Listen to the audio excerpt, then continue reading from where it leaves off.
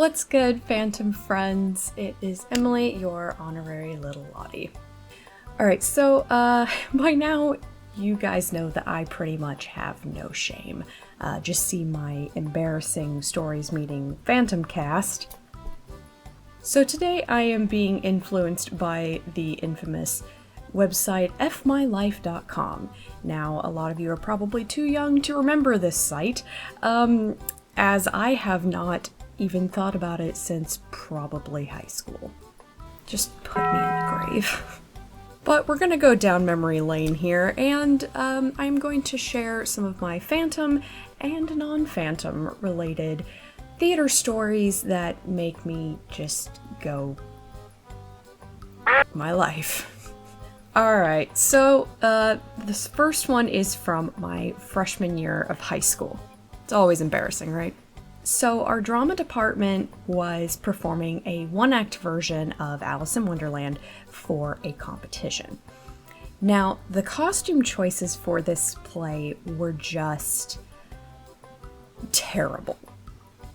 I mean, absolutely god-awful. Because everyone, except for Alice and the Red Queen, were to wear nothing but these white, full-body unitards. So for everyone in the cast who was self-conscious about their bodies, including myself at the time, it was horrible. It was not flattering on anyone, and was actually critiqued as a futile attempt at modernism. So that in itself was enough for me to say "F my life," but that's not even the end. Like I said, these things were white and very thin. We had no actual dress rehearsal for some reason, so when we showed up to the performance, it was the first time any of us had fully dressed for the show. I come out of the dressing room, and my teacher looks me up and down and says, "Emily, I can see everything you have on." My bra and underwear were not as flesh-colored as I had thought, and you could see them both plain as day through this stupid unitard. I had nothing else to change into, so I just had to go on stage and deal with it. It was extremely hard to stay in character, knowing that 1,000 people's eyes were going to be looking certain places. Story number 2. This was actually from my violin days when I was like 10. So I was a Suzuki Method student, and you have very regular recitals when learning from the Suzuki books, including book graduation recitals. So I had been playing maybe a few months when I had to do my first recital, where I played Long, Long Ago. Yes, I still remember the name of the piece. Now, I was still a very green musician at this point. The only other performance I had ever done was a vocal solo in my second grade production of Stone Soup. Why I remember that, I have no idea, but that's not the point. So I get up there. At first the piece is going fine, and then suddenly I screw up. And because I was such an inexperienced musician, I had not yet learned how to improv or even just eventually find my place, and rejoin the accompaniment. There was no recovery. My mind just went completely blank. And I just froze, standing there like for the rest of the piece. Accompanist keeps going, but I am still deer in the headlights. I sat down in the audience afterward and just cried. My teacher tried to comfort me, but I was so embarrassed. And now, the second F my life part of this, I get to relive that memory every day now on the cello, because the very first piece in Suzuki Cello Book 2 is a variation of You guessed it, long, long ago. 3. First Phantom-related story. This one, because you guys are so sweet and supportive, this might actually make some of you mad, but I'm the kind of person who will laugh as I tell stories about past trauma, while everyone else is just looking at me like, is she okay? So, Alice in Wonderland. Same production as I mentioned earlier. Not even a rehearsal. We were just getting fitted for those ridiculous costumes, so I was just chilling, waiting for my turn. Started humming some Sarah Brightman, which I guess irritated my teacher. Now, my teacher/director was a complete asshole. I'll just say it. He treated everyone like shit, but he always seemed to target me the most. And this is not just my opinion. This is, I've heard this from my other drama friends. I worked my ass off, so I have no idea why. And he knew damn well about my love for Phantom and what my dreams were. So during this fitting, just out of nowhere, this man screams at me in front of the entire cast, "Emily, you are not Christine, nor do you have her voice." And that was the day that I lost every ounce of my self-esteem. Emotional, damn it! I was 15. But I got accepted into my city youth opera chorus like 2 months later, so he can choke on a dick. Still never quite healed from that one, though. Moving on! I was again like 15 and auditioning for a production of, I think, Babes in Arms. Since I was young and the piece was so short, I figured Castle on a Cloud from Les Mis would be a decent choice. Audition went fine, no hiccups, I was feeling pretty good. But afterwards, the director pulls me aside and says to me, "Never sing Les Mis at an audition." Needless to say, I got a chorus role. Now, this also applies to Phantom, friends, for those of you who might be new to theater, which I also did and actually mentioned in another video.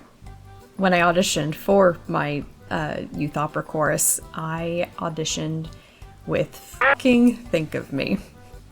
Oddly enough, no one said anything to me about it, but I quickly found out on my own that I had made an egregious rookie error. You don't audition with Phantom, especially not for an opera company. I think I'm gonna make a whole video about audition do's and don'ts because yikes have I learned some things. Next, this one still keeps me awake at night. So it's senior year and we're doing our first read through of our school musical Jekyll and Hyde. This is a different school from my previous stories, so different choir teacher, different cast. I'm playing Lucy, and since the show is set in London, I whip out the British accent that I had literally trained with a dialect coach for. My teacher suddenly stops me and is like, "Emily, no. You sound like a sex hotline operator."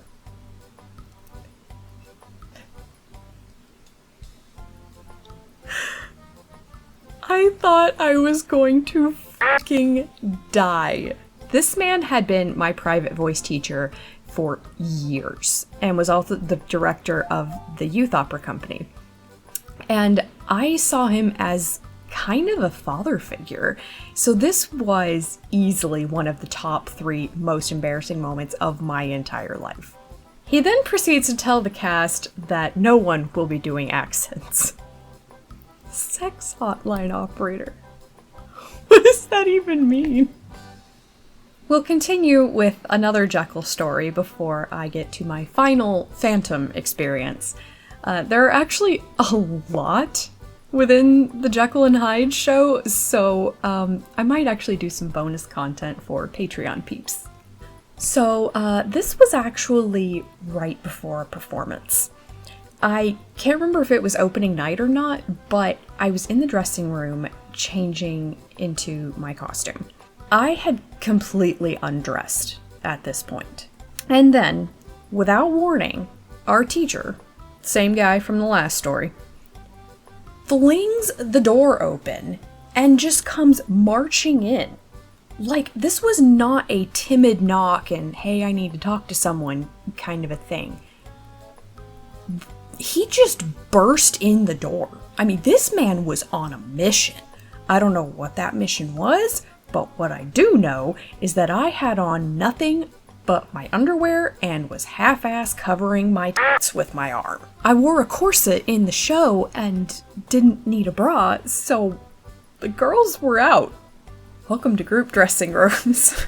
Thank God, like immediately, like 3 of my friends jump in front of me and all just start screaming at him. I don't know what was going through his head.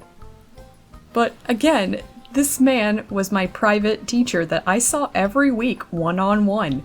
So I don't know if he saw anything because it was never spoken of again. Like, not even an apology. It was just like, this never happened. Good times. And finally, another Phantom-related story, since, let's be honest, this is what you're here for.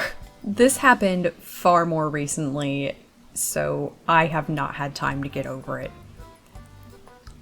I mean, this one haunts me. Like, haunts me. So, if you've been following the channel, you know that in 2019, I went to New York for a musical theater intensive. It's the first day. Yes, I said the first day. And we were asked to sing a piece from anything we wanted as kind of an introduction to our voice, our style, etc. So, despite this usually being something I would advise against, I used Think of Me.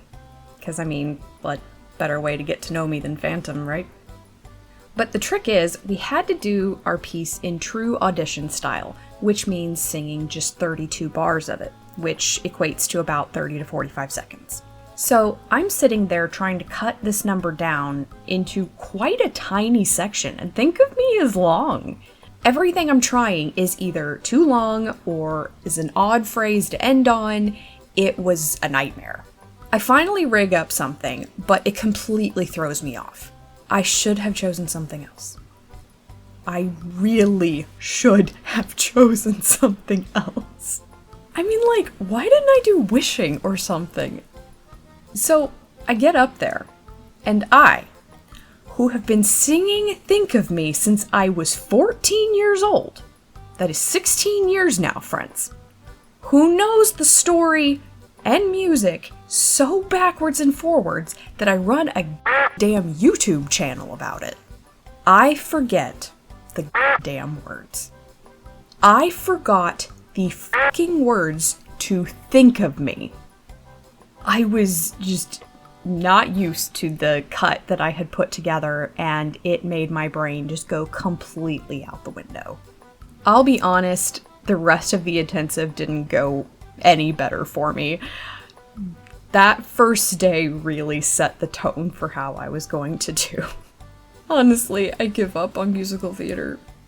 I'm just gonna do opera and cello. Well, I hope you enjoyed that nice little trip down memory lane. Again, I'll do a couple of bonus stories for Patreon members, so go and check that out. Link for that and merch are in the description, so if you want to support the channel, that is a great way to do so. You can also, for a one-time donation, just hit that thanks button. I will very much appreciate it. Stay fantastic with a PH, and keep your hand at the level of your eyes. Bye!